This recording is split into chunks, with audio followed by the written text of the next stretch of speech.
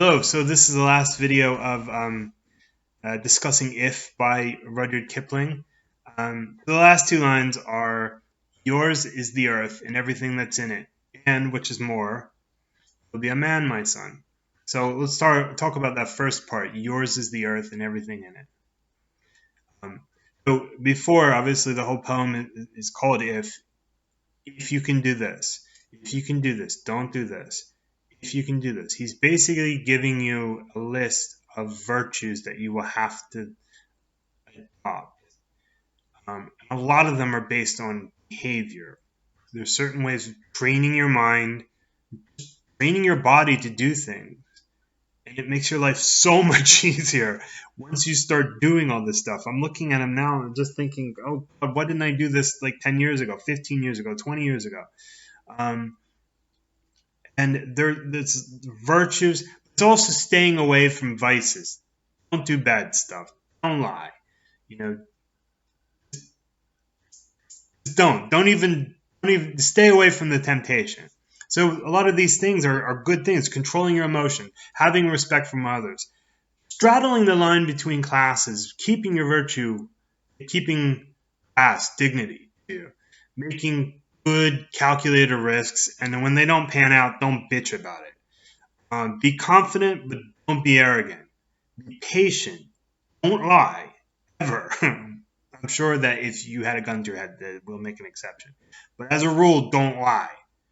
You know, don't get too wrapped up in your status or other people's opinions of you. It's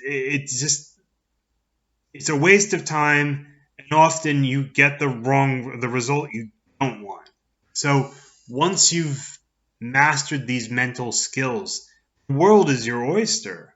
I mean, you are so far ahead in life compared to everybody else. I know life is not necessarily all about comparing yourself, but sometimes, if you're looking for a wife or you're looking for friends or you're looking for a job, having the confidence, you get the job, as opposed to all the same skill sets. You look confident, the other guy looks weak. Who are they going to go with, right? Same thing with women. Women love confident men. I think everything of this, if you're a man, it goes just as much to a woman. And some of these things might be easier than for a man. Some of them are probably are easier for a woman to do. But these are all skills that every human being should master. This is what's so great about it. This is sort of the pinnacle of Stoicism, is that that there are great things in life. You can mitigate some of the bad things in life by not getting too attached to status, not getting too attached to material goods, not getting too attached to your pride or your weak will. These are things that are impediments to you, and you need to learn to get rid of them and master the good. Because Aristotle would talk about this in the Ethics. He says that virtue is a habit, and you just start by doing it. Even if it's rote, you just do it and do it and do it. And then finally, once you've done it for a long time, if you don't do it, you feel wrong. You feel like, ugh. And then intellectually, it kicks in. You understand why you're doing this. You know when to do it, why to do it, how much to do it. You might not want to go all the way to 10. You might want to just go at 6, you learn how to do things in their appropriate time, in the appropriate place, appropriate manner, to the appropriate people. You wouldn't treat your mother the same way you would treat a homeless person on the street. You wouldn't treat your wife the same way you would as your father. You wouldn't treat everything. You have relationships, and they mean different things. And you should learn to respect that. But all of these skills, they're mental skills, and there's something that they need to practice. If you haven't, like, I lived in France for a while, and I was very fluent in French. And then after a few years, when I left France, I found myself being rusty. Let's say I could understand more spoken, than I could speaking or writing. Or reading's actually kind of the easiest. Um, but you have to keep those skills up, use it or lose it.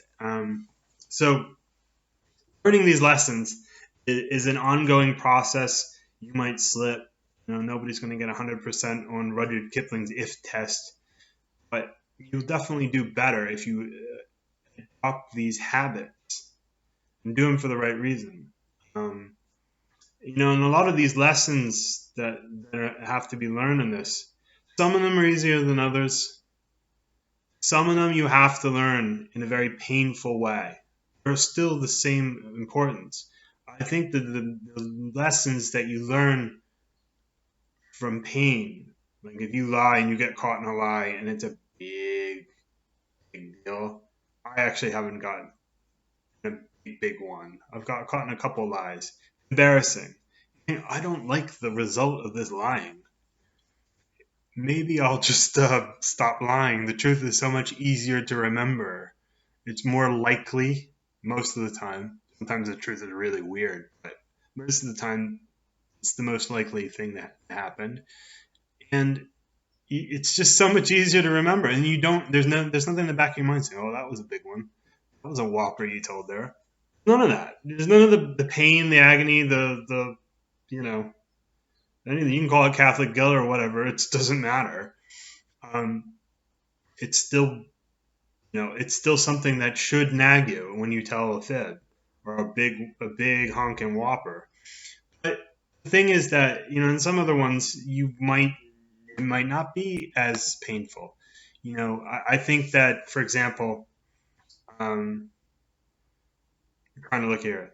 You can meet with triumph and disaster, and treat those two imposters just the same. I think you have to have triumphed sometime in your life, and you have to have failed utterly.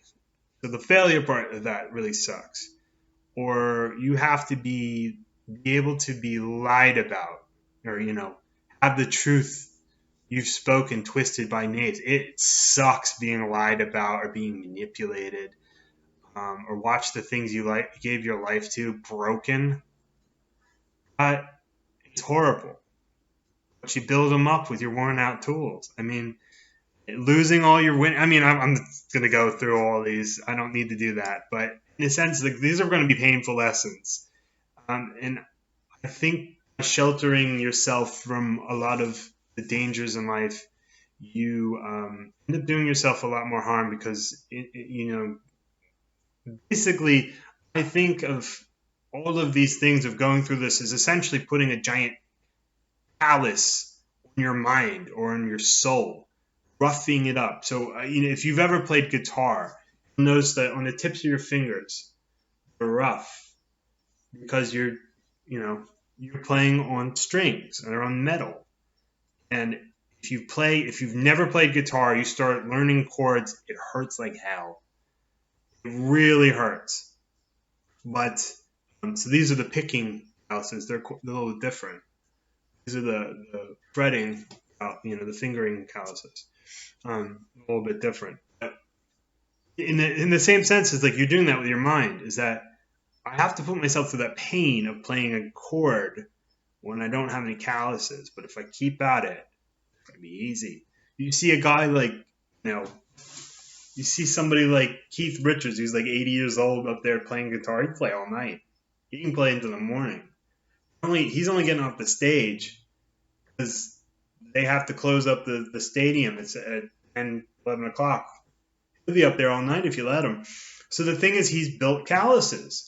You need to do that with your mind, where you can take the punishment, and it doesn't even hurt you that much. You're like, yeah, this hurt when I didn't know any better, right? If you've ever had your heart broken, it hurts more when you're 16 than it does when you're 20 something, 30 something. So I would say, build a callus on your soul, like that. It's, I guess, and appreciate the good things in life, and then maybe not much. So anyway, going on. This was fun.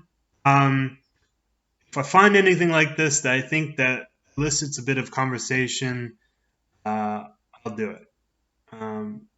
But then again, who knows? All right. See you soon.